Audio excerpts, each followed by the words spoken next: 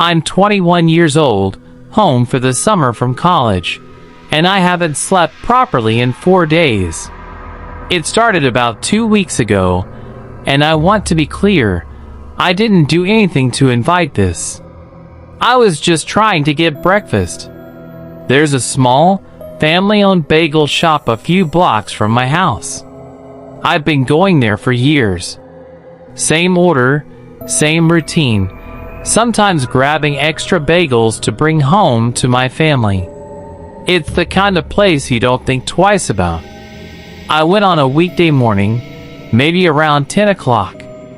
There was a guy working the counter. Looked like he was in his mid-20s. He greeted me, held eye contact a little longer than usual, but I didn't think much of it. I placed my order, reached into my wallet for my card, and managed to send a handful of loose change scattering across the floor. I was embarrassed. Before I could even crouch down, this employee came rushing around from behind the counter to help me. Nice, right? Except when he knelt down, I noticed one of his fingers was bandaged up. I felt terrible and told him he really didn't have to help. He insisted. I asked what happened. He told me he dislocated it playing rugby. We chatted briefly about the sport. Totally normal, totally harmless.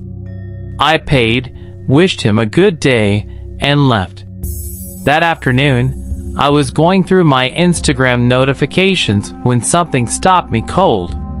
Someone new had followed me. And when I clicked on the profile picture, my stomach dropped. It was him. The guy from the bagel shop. I couldn't figure out how. My accounts are just my first and last name. Easy to find if you already know who you're looking for. But I never told him my name. Not once. The only thing I asked was about his finger. So how did he find me? Did he read the name on my credit card? Check the receipt? I removed him as a follower and didn't think much more of it. 30 minutes later, he followed me again. Then came the direct message. He said he hoped it wasn't too strange that he tracked down my profile, and that he hadn't been able to stop thinking about me since I came into the shop. I want to be very clear about why this felt different from regular unwanted attention online. I'm somewhat public. I perform in theater and music, so I'm used to random follows, the occasional weird DM. That's manageable. This was something else entirely. This man knew what I looked like in person. He worked 10 minutes from my house. He had access to me in the real world. I blocked him and hoped that would be the end of it. It wasn't. He didn't just make a new account. He found my other platforms. And by the time I walked out of rehearsal that night, gripping my keys, I realized he may have found something far more dangerous than my Instagram. After I blocked him, I went back to my normal schedule, work from early morning to mid-afternoon, then evening rehearsals for an upcoming theater production. I was on my lunch break when I checked my phone and felt sick. He created a new account and was mass liking every post I'd ever made. I had over 50 notifications from him in the span of a few hours. The messages said I was pretty, asked why I'd blocked him, insisted he only wanted to talk. By the time I got to rehearsal that evening and checked my phone on break, it had escalated beyond anything I'd expected. Over 100 notifications across multiple platforms: Instagram, Snapchat, TikTok. He'd gone back and liked content I'd posted years ago. The messages had shifted in tone. They became demanding. He was angry that I wasn't responding. He complained about having to keep making new accounts. He mentioned seeing me on a dating app and being upset I hadn't matched with him. And then he mentioned something that made my blood run cold. He said I looked nice in the outfit I was wearing that day. He had seen me somewhere, and I had no idea where. My hands were shaking as rehearsal wrapped up at 10 o'clock. I pushed through the stage door, gripping my keys the way you do when you're afraid and pretending you're not. I scanned the parking lot. Something moved near my car. I couldn't see clearly.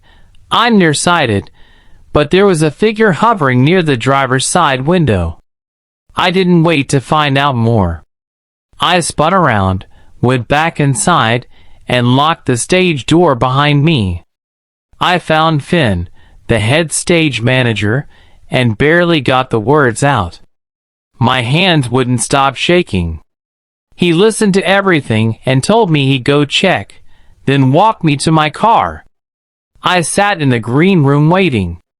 My phone buzzed. Another message. It said, "You look good in blue." I was wearing blue. I broke down completely. Then came back. He hadn't found anyone outside. But when he walked me to my car, I saw it immediately. 2 clear handprints pressed against the driver's side window. He had been there. And then I realized how he'd known where to find the theater. I'd reposted the cast announcement on my Instagram story, the one that included the venue name and address. He'd seen it, and he'd shown up. Now he knew my schedule. He knew where I rehearsed. And he'd bought tickets for every single remaining performance of the show. The theater banned him and voided his tickets. But the messages kept coming, angrier now, and far more specific. He knew I'd changed my route to work. He knew I'd stopped going to the bagel shop. And he told me directly he could find me anywhere.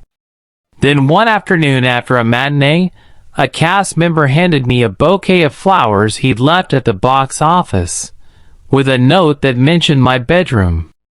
The theater director called an emergency cast meeting. Security was briefed. The new box office employee, who had let him backstage because he told her he was my boyfriend, was spoken to.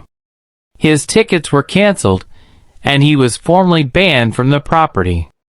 But that didn't silence him. He went back to bombarding my phone. The messages became threatening in a quiet, calculated way. He noted that I had stopped visiting the bagel shop. He commented on the fact that I was no longer parking in my usual spot at work. He asked where I was going. He said, and I'll never forget this, that he could find me easily whenever he wanted. I had to seriously ask myself, was this enough to go to the police? After he left the bouquet of flowers and a handwritten note at the box office, a note that referenced my bedroom and told me I didn't need the stage manager walking me to my car, because he would take care of that, I went straight to management. That was the final straw. Eventually the situation quieted. I filed for a restraining order and haven't heard from him since. But I want to be honest, the damage doesn't just disappear. I still second-guess every stranger who holds eye contact a second too long. I still check the parking lot before I unlock my car. Our second story comes from a very different place, Northern Ireland, 2018. It was around 2 in the morning. The person telling this story was driving home from a friend's house, exhausted, running on autopilot. As they turned onto their street, they noticed a figure standing completely still outside a pharmacy on the corner. All in black. Leather gloves. Not moving at all. Something felt wrong, but they brushed it off. Probably someone walking home late. But when their headlights swept across the figure, the person raised both gloved hands to cover their face, slowly, deliberately, and turned their head to watch the car pass. Acting on instinct, our narrator pulled into their driveway. The second they did, they realized the mistake. Now the stranger knew exactly which house was theirs. They checked the rearview mirror. The figure was gone, not reassuring. If anything, worse. They ran inside, locked the door, texted friends. Their friends said they'd probably just scared him off. That sounded reasonable. They convinced themselves it was nothing, cracked the bedroom window slightly the way they always did, and fell asleep. Sometime later, around 3:30 in the morning, they woke up. They didn't know why at first. Then they heard it. A low, slow hum. Casual, patient, coming from just outside the bedroom window. The window was still cracked open. They were alone. And when they finally got up the courage to pull back the blinds, the man in the black gloves was standing directly outside, staring through a gap in his fingers with one eye. And then, slowly, he smiled. They screamed and stumbled back from the window, grabbing their phone and calling emergency services. They were shaking so hard, the dispatcher could barely understand them. When the police arrived and swept the area, the man was gone. But they found evidence he tried to smash through the pharmacy door. The security shutter had stopped him. He'd given up on the break-in, and instead turned his attention to the person who'd seen him. Whether he wanted to frighten a witness or something worse, they never found out. They still live on that street. And every time they drive past that pharmacy late at night, they look at the spot where he was standing. Our final story begins innocuously. A 19-year-old, newly independent, living alone for the first time. She was a server at a restaurant near her hometown, working full-time, renting a modest apartment close to work. Simple life. Quiet routine. Work, home, the occasional walk to the leasing office or the dumpsters down the road. After a few peaceful months, things started to feel slightly off. She came home one afternoon and knew, before she could identify a single specific thing, that something had changed in her apartment. The energy was different, she said. And then she saw them, large muddy boot prints tracking across the carpet and into the kitchen. No one was there. Nothing was missing. The leasing office confirmed no maintenance. Workers had been scheduled. A friend told her she was probably imagining things, that maybe she tracked in mud herself. She tried to believe that. But then it kept happening. A sealed water jug left open and half empty on the counter. The thermostat cranked to its highest setting, something she'd never do, knowing she paid the heating bill herself. Small, strange, deniable things. No missing valuables. No evidence she could point to. She started placing a strip of clear tape across the bottom of her front door before leaving each time. If it was unstuck when she got back, someone had opened the door in her absence. Every single time she came home, whether she'd been gone for 2 hours or 2 minutes, the tape had been disturbed or was gone entirely. She called the police and began filing reports. The leasing office refused to let her out of her lease. Her friends still didn't fully believe her. She lived like this for months, expecting her door to be open when she returned, because it almost always was. The break came when she arrived home on a rare day off and found her gaming console and several other electronics missing from the TV stand. For the first time, there was undeniable proof.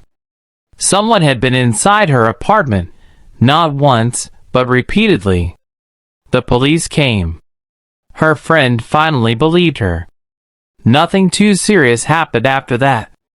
She finished out the lease and moved on, never learning who was responsible. Until 4 years later. She and her spouse needed an affordable place to rent. Against her better judgment, they chose the same complex. It had been years. Circumstances were different. They were no longer living alone. Things were fine at first. Then a maintenance worker stopped her in the parking lot. He called her by name. He pointed to her old apartment and asked if she used to live there. She was unnerved.